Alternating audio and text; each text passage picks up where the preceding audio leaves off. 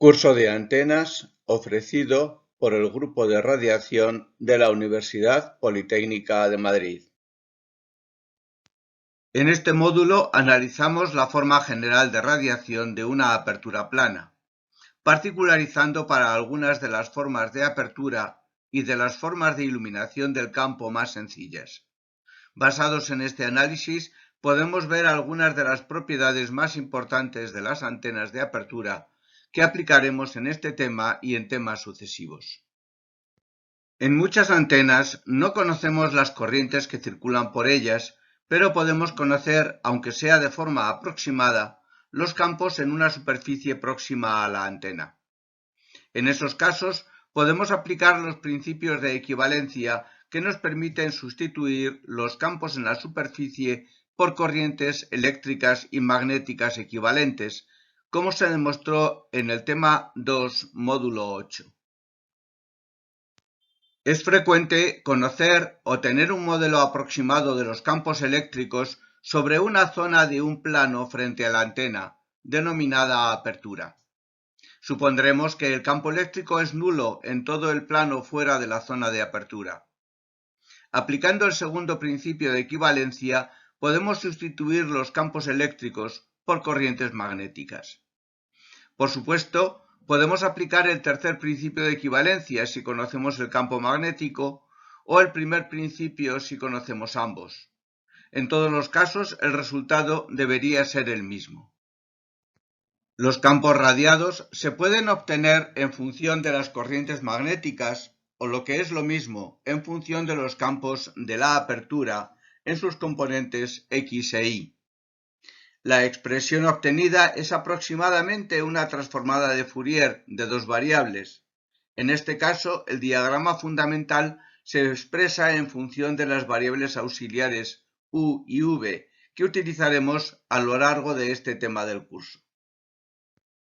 En aperturas rectangulares, cuando la función que define el campo puede ponerse como el producto de dos funciones de cada una de las variables X e Y, el diagrama puede obtenerse también como el producto de dos funciones de las variables U y V. Estas funciones corresponden a los diagramas en los planos ZX y ZY, que se denominan planos principales de la apertura. En este primer ejemplo, suponemos que el campo es constante en una apertura rectangular y nulo en el resto del plano. El campo radiado puede expresarse directamente mediante una función de las variables angulares. El campo radiado tiene un solo haz principal en la dirección normal al plano. El nivel de lóbulos secundarios es de menos 13.4 decibelios. El ancho de haz en cada plano principal es inversamente proporcional a la dimensión eléctrica de la apertura en ese plano. La polarización es lineal, igual a la del campo en la apertura en ambos planos principales. Cuando en uno de los ejes de la apertura, en este caso la variable X, el campo es máximo en el centro y disminuye en los extremos, se puede controlar el nivel de lóbulos secundarios asociados a ese plano principal. En la distribución coseno sobre pedestal, para un pedestal h igual a 0.3, el nivel de lóbulos se ha reducido a 21 decibelios por debajo del principal. El nivel de lóbulos secundarios disminuye conforme se reduce la amplitud del campo en los extremos de la apertura, lo que supone también un aumento de la anchura del haz principal y una reducción en la directividad de la antena. Otra forma muy común de las antenas de apertura es la apertura circular. En este caso, la integración del campo puede hacerse en coordenadas polares para cada una de las dos componentes cartesianas del campo en la apertura.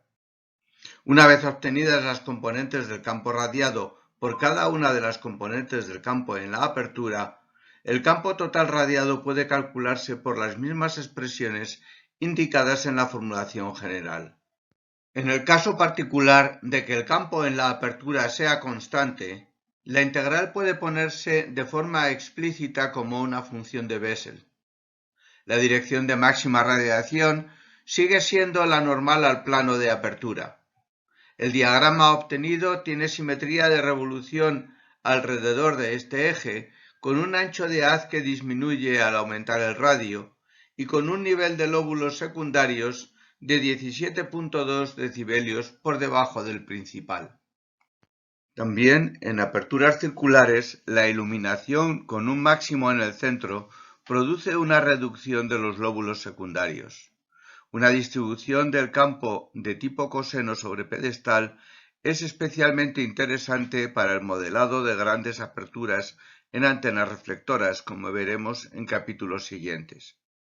En este caso, también se produce una caída del nivel del lóbulo secundario al disminuir la altura del pedestal de iluminación en la apertura, asociada a un aumento del ancho de haz y pérdida de directividad.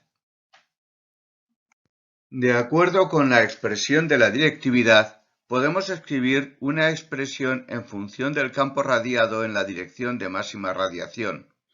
Esta dirección corresponde a la normal a la apertura para formas de iluminación de fase constante en el campo de la apertura, que corresponde a la dirección θ igual a 0 en el sistema propuesto en las ecuaciones anteriores, y por tanto las variables auxiliares u y v son iguales a 0.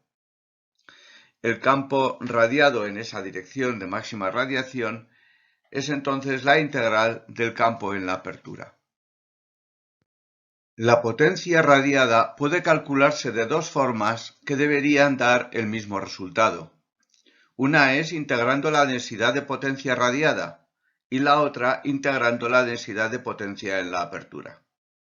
Para que esta igualdad se produzca, requiere que el campo eléctrico y magnético en la apertura estén relacionados como en una onda plana en el vacío. El error producido al calcular la potencia en la apertura es pequeño cuando el tamaño de la apertura es superior a unas pocas longitudes de onda, como se aprecia en la figura, donde se muestra el error para una apertura cuadrada iluminada con campo uniforme. Si trabajamos con la potencia en la apertura, la directividad puede ponerse como una expresión proporcional a un cociente de dos integrales del campo en la apertura, que tiene dimensiones de superficie. Cuando el campo es constante, este cociente es máximo e igual al área de la superficie de apertura. En una distribución no uniforme del campo, este cociente es siempre menor que la superficie de apertura. La superficie equivalente de antena, tal como se definió en el tema primero, es siempre menor o igual a la superficie de apertura y toma este valor en una antena sin pérdidas y con iluminación uniforme.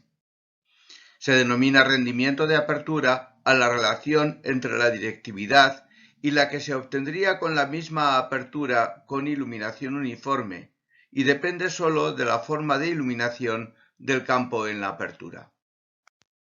Como conclusiones, podemos decir que conociendo el campo eléctrico en una apertura plana, podemos obtener el campo radiado aplicando el segundo principio de equivalencia. El campo radiado en una apertura depende del tamaño y forma de la apertura y de la forma de variación del campo dentro de ella. En el caso de fase constante del campo en la apertura, la dirección de máxima radiación es la normal al plano. El ancho de haz depende sobre todo del tamaño de la apertura y disminuye al aumentar este. El nivel de lóbulos secundarios depende de la forma de iluminación del campo y puede reducirse aumentando el nivel en el centro respecto de los extremos. La directividad es máxima para iluminación uniforme y en ese caso la superficie equivalente es el área de la apertura. Todos los libros docentes hacen un análisis detallado de las estructuras radiantes basadas en aperturas planas. Destacamos solo algunos de los más consultados.